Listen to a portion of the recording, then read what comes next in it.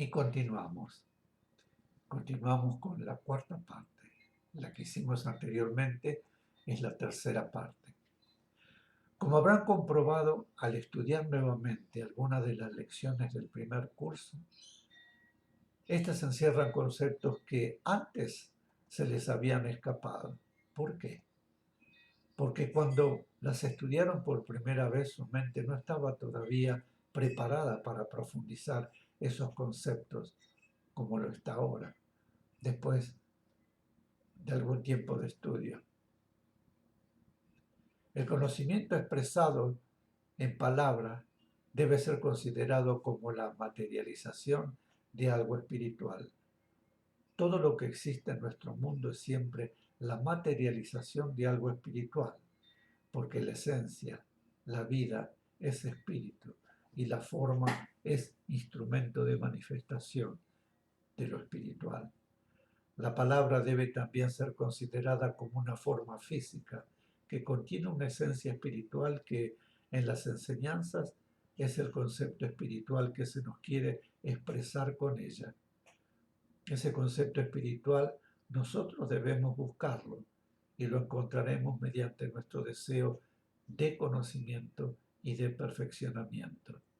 Y a medida que profundicemos y meditemos las enseñanzas, encontraremos en ellas más y más conocimiento. La frase es la forma, la esencia espiritual está contenida en esa frase, pero nos corresponde a nosotros encontrarla. Y para poder encontrarla es necesario buscarla en estado de pureza mental y emocional. Si deseamos el conocimiento, por ejemplo, para lucirnos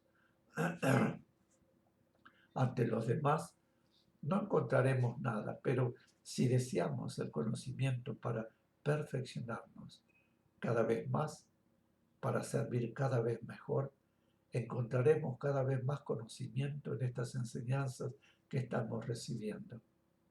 Además, captaremos conceptos cada vez más sutiles, conocimientos nuevos, y muchas veces tendremos conocimientos que aún no han sido dados en el mundo. Dentro de la obra misionera en el mundo hay muchos grupos conformados para servir a la obra, y cada grupo tiene un trabajo determinado que realizar, además del trabajo general de todos los grupos que trabajan y sirven en la obra de amor del Cristo. También en otros grupos se está recibiendo enseñanza, pero sabemos que toda manifestación espiritual siempre estará sujeta a las leyes divinas, de las cuales la ley de jerarquía es una de las leyes básicas. Y en consecuencia, en la manifestación de la obra del Cristo en la tierra, rige la ley de jerarquía, y de acuerdo con la ley de jerarquía se realizan las tareas en la obra. En muchos grupos la enseñanza que se recibe es muy similar en los conceptos porque la verdad es una sola, pero hay también jerarquía en los grupos que reciben la enseñanza y el conocimiento más profundo y de más trascendencia. Habrá de recibirse en los grupos de mayor jerarquía espiritual. En la misión de amor se recibirá el conocimiento más profundo y de mayor trascendencia, porque será conocimiento que deberá quedar para los siglos venideros. Muchas de las enseñanzas que irán recibiendo los estudiantes podrán comprenderlas solo hasta un cierto punto, porque no es, en realidad, enseñanza destinada a este momento de la humanidad, sino que, como la obra del Cristo no atenderá la necesidad humana del presente solamente, sino que debe prever y atender todos los aspectos de las necesidades evolutivas de la humanidad por un transcurso de milenios. Deberá quedar desde ahora en la tierra el conocimiento que necesitarán los hombres del futuro. A medida que la humanidad progresa, la llegada de los enviados divinos es cada vez menos frecuente. En un comienzo la humanidad necesitó la frecuente llegada de instrucciones instructores divinos, pero ya ahora la humanidad está en condiciones de regirse por sí misma en muchos aspectos y ha recibido enseñanzas y vibraciones para ello, y por lo tanto las venidas de instructores serán muchísimo menos frecuentes. Ahora deberá quedar también el conocimiento que necesitarán las humanidades hasta un futuro muy lejano.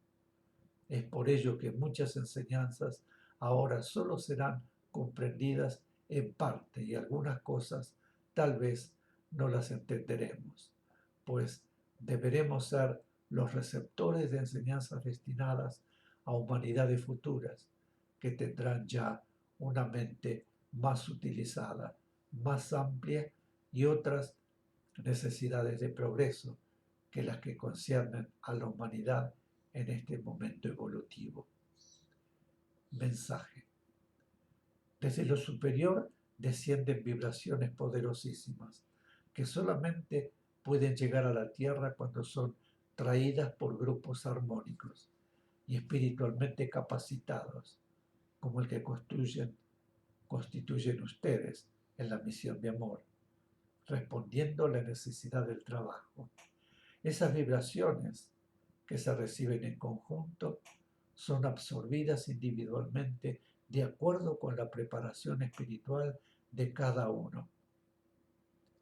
Pero en las tareas espirituales misioneras, como en todas las tareas espirituales de conjunto, cada uno contribuye según es su capacidad que está en relación directa con el esfuerzo que ha realizado antes y ahora. Explicación. Debemos considerar la misión de amor como una obra que está actuando y manifestándose en el mundo entero. Al pensar en la misión de amor, pensemos en todo el mundo y no solo en el grupo que abarca nuestra escuela. Misión de amor, obra del Cristo, abarca miles y miles de seres que están encarnados en el mundo. Hay muchos grupos de trabajo espiritual que reciben las vibraciones del Cristo, lógicamente a través de la escala jerárquica descendente, y que reciben enseñanzas. Grupos que están dentro de la obra y a los cuales les ha correspondido un determinado aspecto de la obra en un determinado lugar del mundo. Pero hay una vibración que une a todos esos grupos, y esa es la vibración de amor del Cristo, que deben sentir todos y cada uno de los espíritus misioneros. Mediante esa vibración nos unimos, no solo con los espíritus misioneros encarnados en la tierra, sino con los espíritus misioneros en el espacio. Los espíritus misioneros encarnados que todavía no se han acercado a la obra recibirán en su momento el impacto de la vibración que ya se está generando en el mundo debido a la atracción de las fuerzas amorosas que todos los espíritus misioneros están efectuando y que se propaga por el plano emocional. Y en esta forma la reciben las almas. Explicaremos cómo se realiza. Se atrae una vibración de amor que lógicamente incide sobre nuestra alma. Nuestra alma irradia amor y esa irradiación de amor puro se refleja en el plano emocional, como también se reflejaron en él las emociones de todos los hombres que vivieron en el mundo. Es por eso que la herencia que hemos recibido de ese plano emocional influye en el alma de los hombres del presente, como herencia de ambiciones, de odios, de guerras. Del mismo modo están en el plano mental los pensamientos del pasado, y lo que ahora nosotros pensamos y sentimos se refleja en el plano emocional y en el plano mental. Y esos planos mental y emocional tienen influencia sobre las mentes y sobre las almas de todos los hombres del mundo.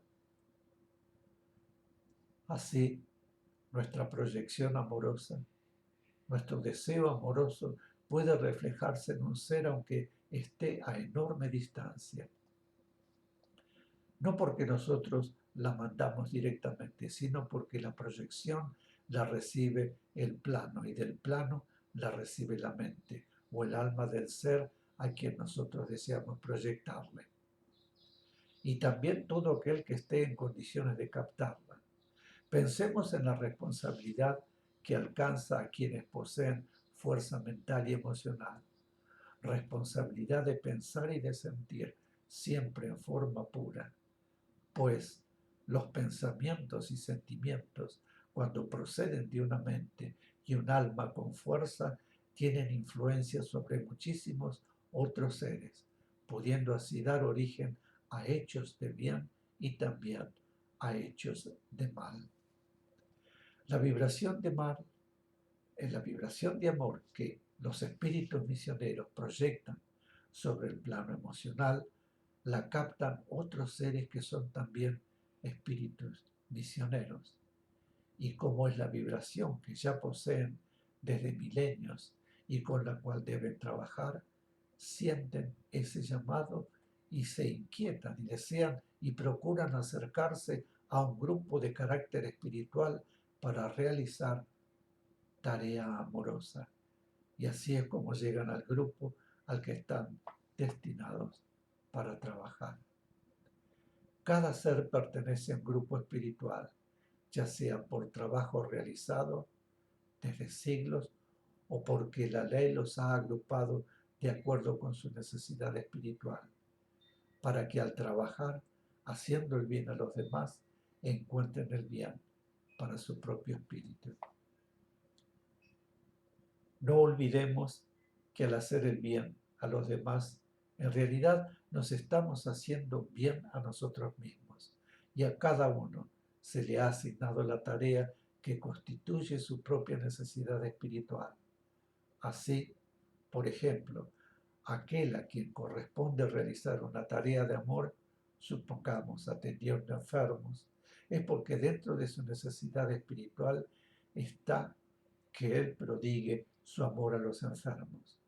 Tal vez porque en vidas pasadas fue indiferente a esas necesidades de los demás y en consecuencia hoy su necesidad kármica es que él se prodiga a los enfermos y por eso la ley le proporciona la forma de beneficiarse espiritualmente, trabajando dentro de la obra en ese aspecto.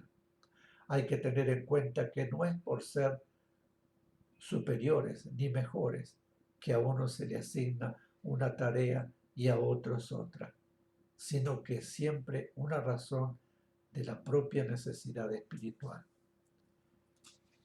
La obra del Cristo, Misión de Amor, es una obra perfectamente preparada en el espacio. Mis queridos, aquí terminamos con la cuarta parte de la lección 1. Volveremos para continuar con la lección 1, quinta parte. Gracias por estar ahí, por haberme acompañado. Nos vemos muy pronto. Hasta siempre.